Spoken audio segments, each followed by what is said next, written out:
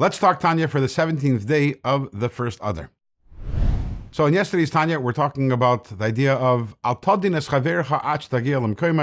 not judging or condescending another person until you've reached that person's place, which, by the way, you never will.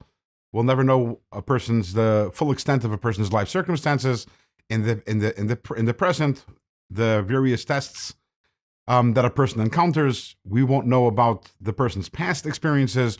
We don't know the person's unique Yetzer Hara and the person's unique internal tests, their desires, their temptations, and that which they have to overcome internally.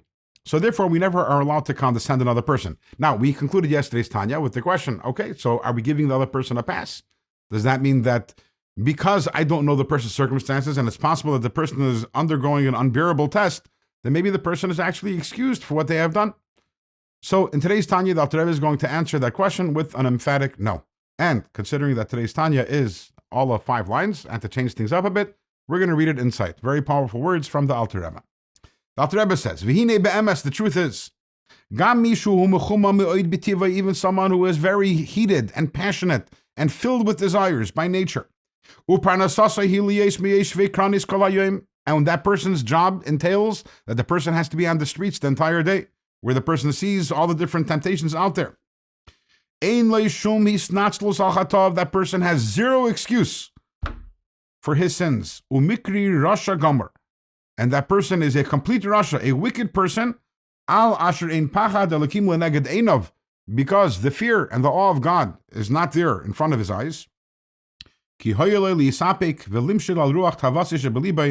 person should have held himself back, and that the person should have controlled the temptations that are in the heart, for fear of God and for awe of God. God who is watching his every deed.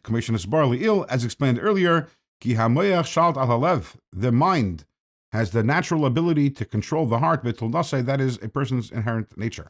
The Alter Rebbe is saying over here, regardless of the tests that a person has, ultimately God is the one who puts tests in front of a person, and God also gives every single one of us the ability to overcome those tests, regardless of how difficult they are.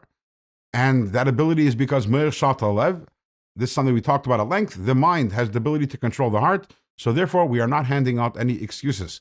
Now this is very different from today. We live in the age of victimization and everything is excused. Okay, maybe I'm exaggerating a bit, but you get what I'm saying.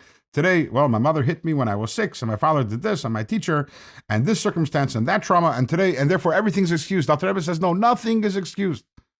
Is life difficult? Yes. Are the struggles real? Yes. Are the tests real? Yes. But ultimately, your mind and the willpower that you have in your mind has the ability to overcome anything, any test that comes in your way. So no one is getting a free pass over here. 1 second. So if no one's getting a free pass and no one is excused, and I see another person is doing a sin, regardless of that person's temptations and struggles and tests, why can't I condescend that person? After all, I'm not doing that thing. Doesn't this undermine this whole idea of that